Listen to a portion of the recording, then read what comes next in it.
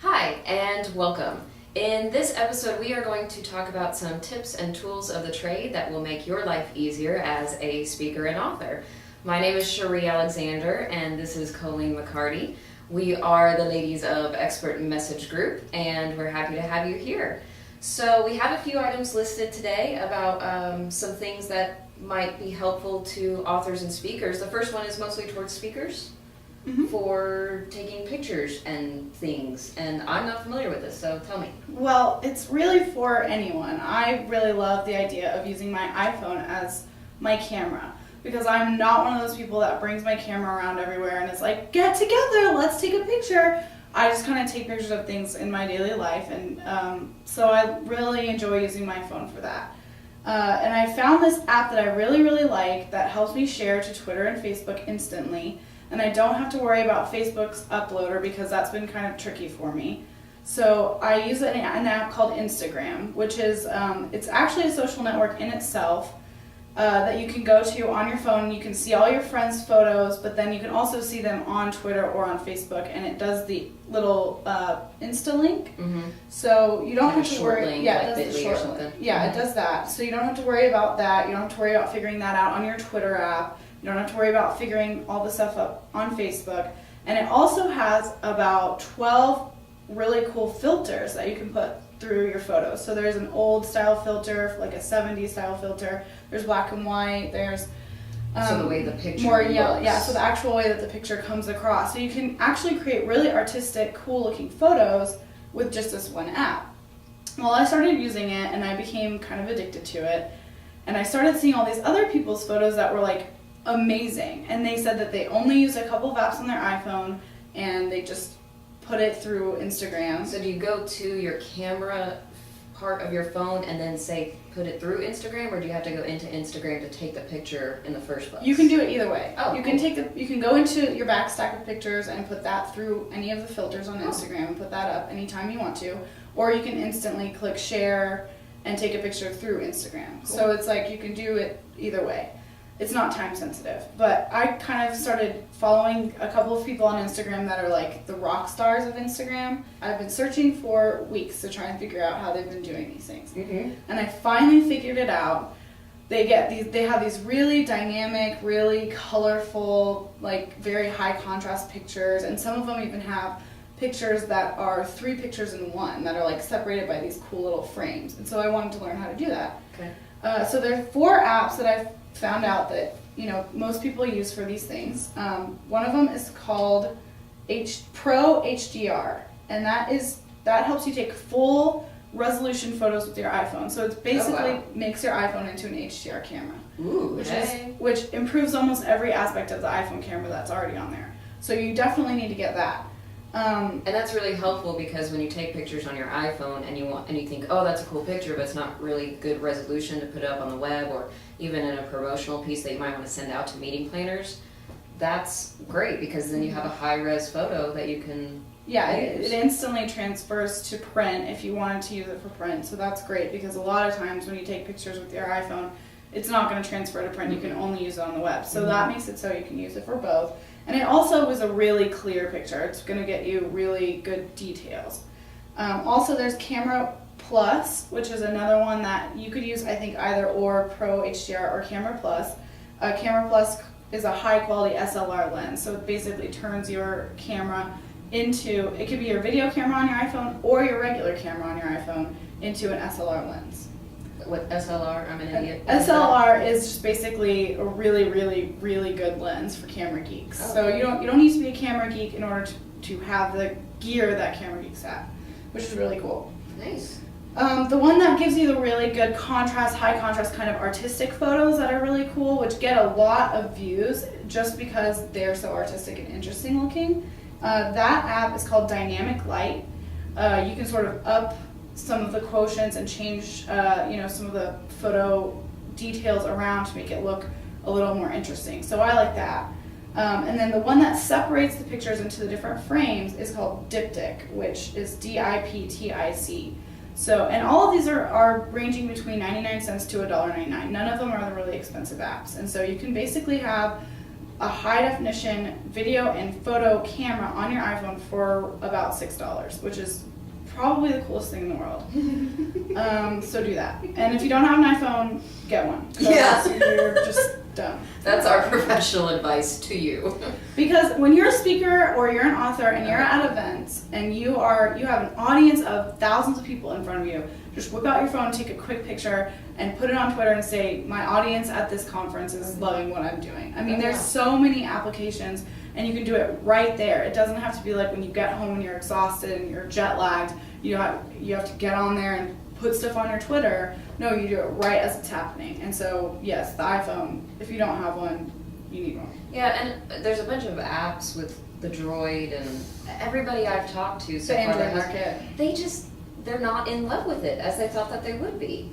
Yeah, I mean, I think it's because the Droid market is an afterthought. It's a thought of like, oh, we better have something to compete with the Apple Store. We better have something to compete with the App Store, and this is it. And so some apps do play for both teams, but it's not. They're just not as good. I will say, however, for Android users, is that there is a fantastic app for tennis players in case you're interested. If you play tennis and want to keep track of your own stats of yourself and you playing against somebody, I'll put a screenshot of that application, and my big brother actually developed it. Wow, way to go. He got a bunch of purchases during the US Open, and it was very exciting to watch the numbers grow. So one good thing about the Android is that application. There you go. Get that one. And that'll probably be on the App Store soon too. So yeah, I don't know if he can code in I stuff. I stuff. But we hope. Yeah, maybe one day. So what are some other stuff that we have? Let us look at our fancy high-tech list. Okay, so big news in the publishing world. One of our loves of life, Anthony Bourdain. We love you. Anthony Bourdain got a deal with a publishing company, and he has his own imprint. First, I'll explain what an imprint is.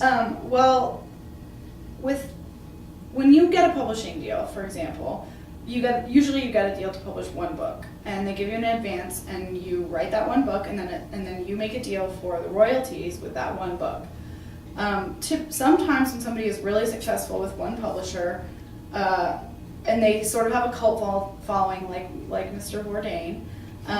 He's my biggest crush. I can't even say his name. Or Anthony by his friends. Tony, I guess. Yes, we do know him. No, we don't. Then this is really kind of remarkable because it doesn't happen all the time. But what's happened with him is they've said, we trust you so much and we love your content so much and your fans are so loyal that we are giving you basically your own publishing brand. It's basically saying we'll let you pick 3 or 4 authors a year that you want to publish. And so he's sort of like the curator of this imprint for Crown Publishing.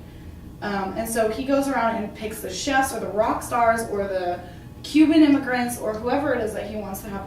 He wants their book to exist in the world, and he makes it happen. And he gives them the advance. And I mean, it's not like just anybody, of course. He's Anthony Bourdain, and he wants his imprint to be really good. Has it had a name yet? I haven't heard the name yet. Okay. But Awesomeness Publishing? Yeah, I know that he's focusing a lot on food and a lot on travel, of course, because those are his things. He said he has a couple celebrity chefs that he's kind of looking into doing books with and things like that. So it's going to be really cool. So I want to look out for the stuff that's going to come out from his imprint. Mm-hmm. This is Brody, by the way, the little creature crawling on me. Forgot to introduce him. He is our office mascot. So in fact, there's actually, I think we posted it on our Facebook page at one point about how having dogs in the workplace actually leads to a happier culture and more productivity. And so I'll put that up on the podcast screen share thingamabob in the final cut of this. I'm very technical, as you can tell. Yes. I don't bring my dogs because they would be taking up the whole shot. They're huge. Great Danes. Huge. So now we're going to talk about my new favorite thing ever. Reportive.com. Love this. Just found out about it through some colleagues and friends that we hang around with.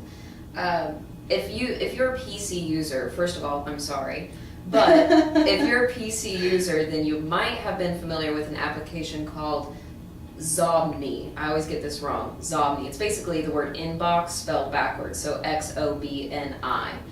And what it did, or what it does, is in your email account, it will pull up the social media information about somebody from that email address.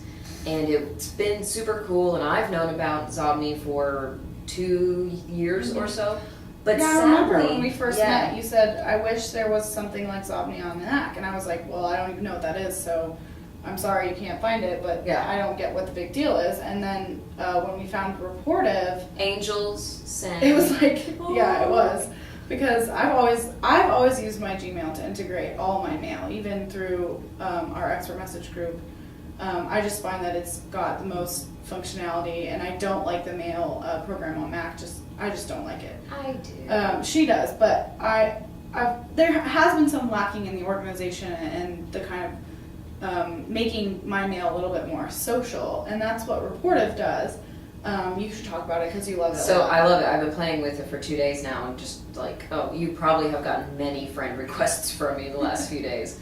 So what it does is when you're looking at your email that's come in, Reportive has a right sidebar that pulls up all the information from every single social networking site that is associated to the email address from the person that sent you an email. And it only works with Gmail. And it only works with Gmail. That's the one downside. I migrated all of my email accounts. I think there's 5 different ones that I use, 5 or 6. And I migrated them all to Gmail just for this application, just to give you an idea of how serious I am about this. And so the right sidebar has Twitter, and it has a button that you can say, I want to follow this person on Twitter. Instantly, it sends the follow request. Without you having to leave your mail. Yes, it's all in the same screen. You don't have to open another tab. No. You don't have to open another window. No. You don't have to do anything outside of the email you're writing.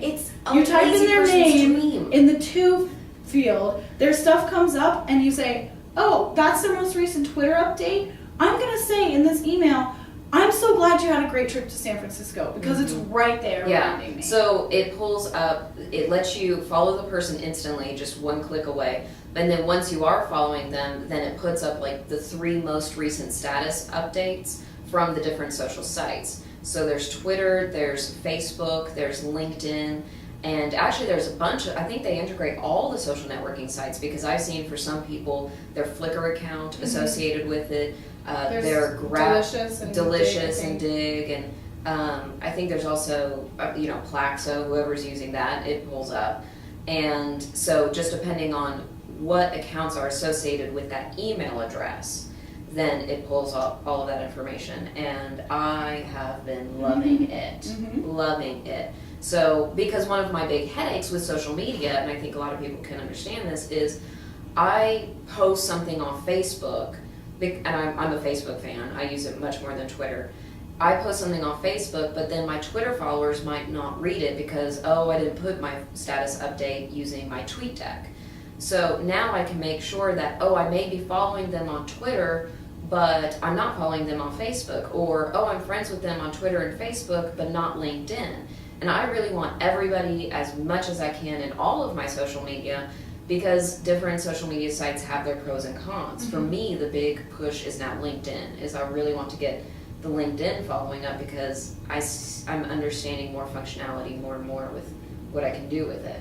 So shout out to Lewis House for LinkedIn. If you're interested in learning about LinkedIn and becoming a powerhouse, Lewis House is a big name in that world, and we'll put up a link to his House, Howes, yeah. And we'll put up that link too. Yeah, so Mac users, yay, we have a Xobni equivalent, and it is Reportive. And Reportive is RAPPORTIVE.com. That is that.